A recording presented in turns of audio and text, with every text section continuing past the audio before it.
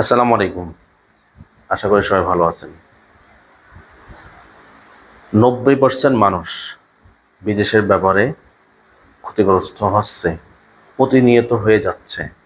নিজের ভুলের কারণে, নিজের অজান্তে, নিজের কারণেই 90% মানুষ বিদেশের ব্যাপারে ক্ষতিগ্রস্ত হচ্ছেন। অতএব এই ক্ষতিগ্রস্ত থেকে আপনারা কীভাবে মুক্তি পাবেন, এই ক্ষতিগ্রস্ত থেকে কীভাবে বাঁচবেন, এটা নিয়ে আজকে আমি আলোচনা করব। এবং সেই সাথে ভিয়েতনামের বিষয় নিয়ে আলোচনা থাকতেছে আপনাদের মাঝে। অলরেডি ভিয়েতনামের ভ্যাকেন্সি প্রায় ফিল আপের দিকে চলে গেছে, মানে পোস্ট করার আগেই ভ্যাকেন্সি ফিল আপ হয়ে যাচ্ছে আলহামদুলিল্লাহ। ফিল আপ হয়ে গেছে কিনা তার প্রমাণস্বরূপ পাসপোর্টও দেখাবো ইনশাল্লাহ। দু একটা দিন ওয়েট করেন, কয়টা ফিল আপ হয়েছে কয়টা বাকি আছে এগুলো দেখাবো ইনশাল্লাহ। তা যারা ভিয়েতনামের বিষয় জানতে চান, ভিয়েতনামের ভিসা বন্ধ ছিল সেটা নিয়ে আলোচনা করব, কিভাবে খুলছে, ওয়ার্ক পারমিট হচ্ছে কিনা সেটা নিয়ে আলোচনা থাকবে। এভরিথিং কয়েক দুটো বিষয় নিয়ে আমি আলোচনা করব।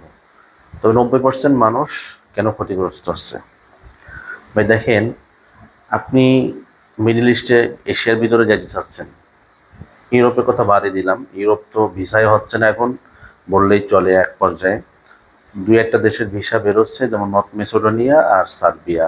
সার্বিয়াটাও এখন মানে একেবারেই জিরো পর্যায়ে চলে যাচ্ছে, ভিসা রেশিও খুবই খারাপ হয়ে গেছে। মোটামুটি আপনার নর্থ মেসিডোনিয়া ভিসা উঠতেছে। ইউরোপের আলোচনা আমি করতে চাই না ভিডিওতে। তা যারা ইউরোপের জন্য কোনো কনসালটেন্সি ছাড়া, কোনো পরামর্শ ছাড়া, একজন ভিসা এক্সপার্ট যারা প্রসেসিং নিয়ে কাজ করে, ভিসা প্রসেসিং নিয়ে কাজ করে, তাদের থেকে পরামর্শ ছাড়া নিজের মন মতো, নিজের আজগুবি চিন্তা ভাবনায় নিজে ধরা খাচ্ছেন, এটা আপনি মানেন বা না মানেন। এবং কীভাবে ধরা খাচ্ছেন সেটা আমি পরামর্শ দিচ্ছি। ভাই দেখেন, আপনার টাকা, আপনার সময় সবই নষ্ট হবে, আপনার ফ্যামিলি ক্ষতিগ্রস্ত হবে। একটা এজেন্সি সবসময় চায় সর্বোচ্চ চেষ্টা করে ভিসাটা বের করার জন্য, যারা অথেন্টিক কাজ করে।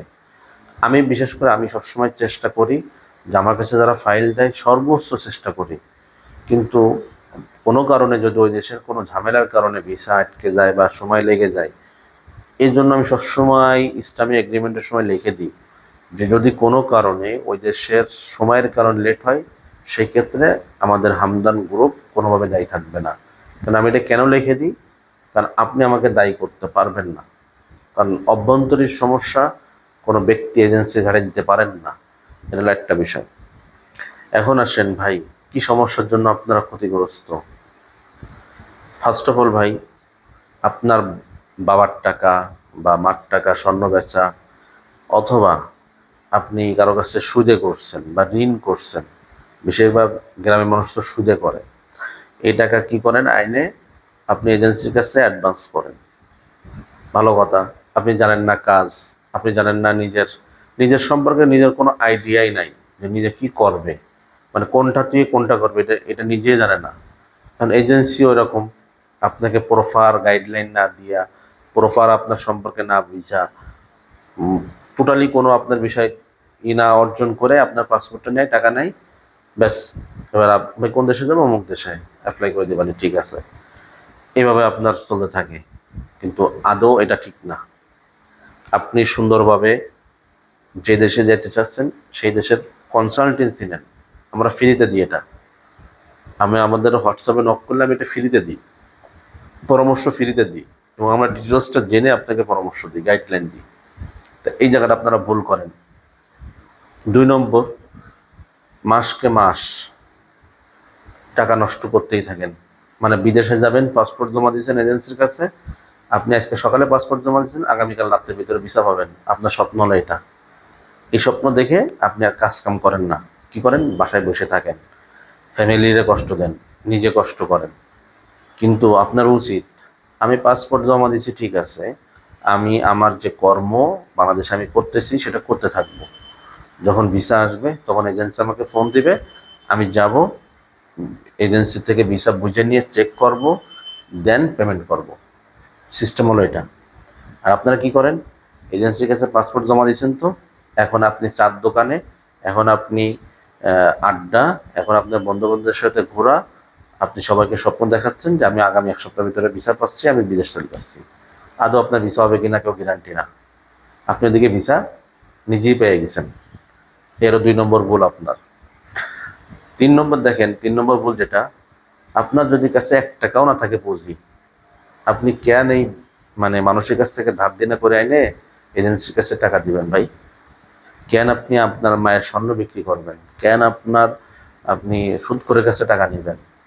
এই সুদখোরের টাকা নিয়ে আপনি ভিসার জন্য অ্যাপ্লাই করবেন, আপনি ভিসা পাবেন? আমার তো মনে হয় না জীবনে আপনি ভিসা পাবেন। এই সুদখোরের টাকা দিয়ে যত ঝামেলা শুরু হয়, ভালো কাজের জন্য শুরুটা করেন আপনি খারাপ কাজ দিয়া, যার জন্য আপনি ক্ষতিগ্রস্ত হন। অধিকাংশ মানুষ এই বিষয়ে ক্ষতিগ্রস্ত। এই 3টা সমস্যা। 4র্থ নম্বর সমস্যা, ভাই আমি সৌদি যাব, মানে আমি দুবাই যাব, ভাই আমি ওমান যাব, ভাই আমি কাতার যাব, যে যে দেশে যেতে চায় সেই দেশ নিয়ে খিচ খেয়ে বসে থাকে। কারণ হলো কি, যে ওই দেশ ছাড়া ও যাবেই না। আরে ভাই, আপনার যদি সংসারে এতই অভাব থাকে, আপনি যদি এতই ক্ষতিগ্রস্ত থাকেন, আপনি যদি এতই অভাবী হন, বা আপনার ফ্যামিলিকে ভালো রাখতে চান, তাহলে আপনি কেন সৌদির জন্য বসে থাকবেন? কেন দুবাইয়ের জন্য বসে থাকবেন? কেন কাতারের জন্য বসে থাকবেন? যে দেশে ভালো হয় সে দেশে চলে যাবেন। যেখানে বেতন ভালো দেবে, মোটামুটি স্যালারি ভালো পাবেন, সুযোগ সুবিধা ভালো পাবেন, ফ্যাসিলিটি ভালো পাবেন, সেখানেই যাবেন গা। এটা হলো হিসাব। আর আপনারা কি করেন? আমি ওই দেশ ছাড়া যাব না, আমি ওই দেশে যাব, আমি ওই দেশ ছাড়া যাব না। আরে ভাই, এইসব চিন্তা মাথা থেকে ফেলে দিন। এসব দিন আর নাই। এসব দিয়ে চলে না। নিজের ফ্যামিলিকে যদি ভালো রাখতে চান, নিজে যদি ভালো থাকতে চান, তাহলে এই কাজটা অন্তত করবেন না যে ওই দেশেই যাব, ওই দেশ ছাড়া যাব না, ওই কাজ ছাড়া যাব না, ওই কাজ ছাড়া আমি যাইতে ইচ্ছুক না, আমার এরকম ভিআইপি কাজ দিতে হবে। তাহলে আপনার কপালে বিদেশ না, আপনার কপালে চার দোকান। আপনার গ্রামের চার দোকান আপনার কপালে আছে। আর আপনার ওই মনে করেন যে কদিন পরে মাটি কাটতে হবে মানুষের বাড়িতে, এই হলো আপনার কাজ থাকবে। কারণ কি, আপনি স্বপ্ন দেখেছেন বিশাল বড়, কিন্তু আপনি জানেন না কিছুই।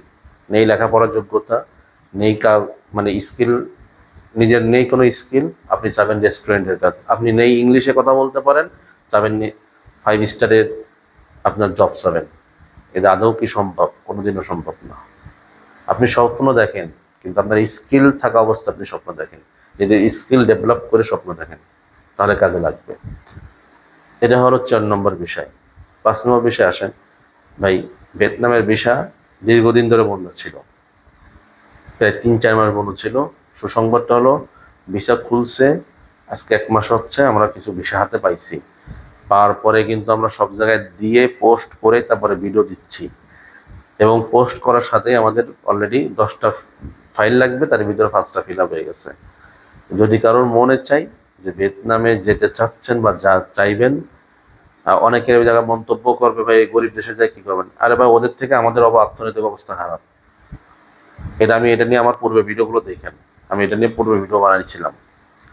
তা আমাদের কাছে এই মুহূর্তে লাওস আর ভিয়েতনাম, মঙ্গোলিয়ার ভ্যাকেন্সি শেষ, আমরা মঙ্গোলিয়ার ফাইল আর নিব না, আজ থেকে স্থগিত, আপাতত আর নিব না। যদি কোনো সময় মঙ্গোলিয়ার নতুন ভ্যাকেন্সি আসে তখন ঘোষণা দেব। ভ্যাকেন্সি সব ফিল আপ, মঙ্গোলিয়ার কোনো ফাইল নেওয়া হবে না। এখন শুধু লাওস আর হলো ভিয়েতনাম, এই ধরনের আমরা টার্গেট নিয়ে কাজ করতেছি। আমরা কিছু যেসব কোম্পানি লোক পাঠাবো, সেই সব কোম্পানিরও আমাদের ফেসবুকে, হোয়াটসঅ্যাপে ভিডিওগুলো দেওয়া হয়েছে কী কাজে যাবেন। যারা আমাদের হোয়াটসঅ্যাপ গ্রুপে কানেক্ট নেই, তারা হোয়াটসঅ্যাপ গ্রুপে কানেক্ট হয়ে যাবেন, আমাদের হোয়াটসঅ্যাপ চ্যানেলে কানেক্ট থাকবেন। যে হোয়াটসঅ্যাপ চ্যানেলে কানেক্ট থাকলে আপনার লাভ কি, আমরা ওখানে সব কিছু ডকুমেন্টস, ভিডিও সব কিছু দিই ওখানে, আমাদের সমস্ত পুরোপুরি ওখানে আমরা ছাড়ি হোয়াটসঅ্যাপ চ্যানেলে। এই জন্য হোয়াটসঅ্যাপ চ্যানেলের লিঙ্ক দেওয়া থাকবে, হোয়াটসঅ্যাপ গ্রুপের লিঙ্ক দেওয়া থাকবে, আপনার হোয়াটসঅ্যাপ চ্যানেলে কানেক্ট থাকবেন। এটা আপনার জন্য বেস্ট। আপনি যদি কোনো পোস্ট দেখতে পান, আপনি যদি কোনো নিউজ পান, সাথে সাথে আমাদের নক দিতে পারেন, যেটা আপনার মন মতো হয়। যারা ভিয়েতনামে যেতে চান, আমাদের কাছে ফার্নিচার ফ্যাক্টরি কাজ আছে, যারা কাজ জানেন না তাদের জন্য। আর যারা ওয়েল্ডার আছেন তাদের জন্য আলাদা ওয়েল্ডারের কাজ পাবেন। আবার রড বাইন্ডারের কাজ আছে। এই কাজগুলো আমার কাছে অ্যাভেলেবেল আছে এখন এই মুহূর্তে। আর সময় লাগবে 60 কর্মদিবস। বয়স আপনি 19 থেকে 55 পর্যন্ত নেওয়া যাবে, এটা আর কি। আর বেতন $400, $450 পর্যন্ত সর্বোচ্চ বেতন পাবেন। আপনি খায়ে পরে বাড়িতে $400 থেকে $450 পাঠাতে পারবেন, স্পষ্ট কথা। এটা নিয়ে আর বারবার প্রশ্ন করবেন না। টাকা খাওয়া দুটোই কোম্পানির। এখন যারা ভিয়েতনামে যাইতে ইচ্ছুক আছেন ড্রপ করতে পারেন। আর আপনাদেরকে যে পরামর্শগুলো দিলাম, কি পরামর্শ? ভাই, বিদেশ যাইতে চাইলে, নিজের পায়ে দাঁড়াতে চাইলে যে দেশে ভালো হয় সে দেশে চলে যাবেন, 1 নাম্বার। 2 নাম্বার, এজেন্সির এমন এজেন্সির কাছে যাবেন যে এজেন্সির কাছে পরামর্শ নিতে পারবেন, সঠিক পরামর্শ নিতে পারবেন, সে আপনাকে সঠিক গাইডলাইন দিবে, তার কাছে ফাইল দেওয়ার চেষ্টা করবেন সঠিক সব কিছু তথ্য জেনে। আর ভিয়েতনামের আরও কিছু বিষয় আছে যেটা নিয়ে আমি পরবর্তী ভিডিওতে আলোচনা করব, সেটার অপেক্ষায় থাকেন। ইনশাল্লাহ তাতে আরও বিস্তারিত আলোচনা থাকবে ভিয়েতনামের দিক নির্দেশনা, ওয়ার্ক পারমিট বিষয় নিয়ে। আর ভিয়েতনামে কিন্তু একটা বিষয় আছে, সেটা হলো পুলিশ ক্লিয়ারেন্স লাগবে বাধ্যতামূলক, পাসপোর্ট, ছবি। হ্যাঁ, এবার আসেন আমাদের প্রসেসিং সিস্টেম কি। আপনার ফাইলটা, পাসপোর্টের স্ক্যান কপি, ছবি, পুলিশ ক্লিয়ারেন্স এবং সিভি তৈরি করবেন। যদি সিভি তৈরি না করতে পারেন আমাদের কাছ থেকে করে নিতে পারবেন। তবে এগুলো রেডি করে আপনি আমাদের হোয়াটসঅ্যাপে পাঠাবেন। পাঠানোর পরে আমরা অনলাইন প্রসেসিং কমপ্লিট করব। দেন যেদিন আপনার মেডিকেলের ডেট আসবে সেদিন আপনি মেডিকেলে আসবেন, মেডিকেল করবেন, প্লাস অ্যাডভান্স করতে হবে এবং এগ্রিমেন্ট করতে হবে। এর আগ মুহূর্তে আমাদের অফিসে এসে কোনো লাভ নাই। কোনোভাবে আপনি ফাইল অফিসে এসে দিতে চাইলে ফাইল জমা দিতে পারবেন না, কারণ আমরা অনলাইন প্রসেসটা কমপ্লিট করার পরে একবারে মেডিকেলের সময় আমরা সবাইকে সাজেশন করি অফিসে আসবেন। তো যারা এই শর্তগুলোতে রাজি আছেন তারা আমাদেরকে ফাইল দিতে পারেন, সমস্যা নাই। আর যার আপনাদের যে পরামর্শগুলো দিলাম, এই পরামর্শগুলো যদি আপনারা মেনে চলেন ইনশাল্লাহ ক্ষতিগ্রস্ত হবেন না। ইউরোপের স্বপ্ন দেখতে দেখতে জীবনটাই শেষ করে দিচ্ছেন। স্বপ্ন দেখা বাদ দেন, এই মুহূর্তে ইনস্ট্যান্ট যে দেশে ভালো হয় সেই দেশে চলে যাবেন।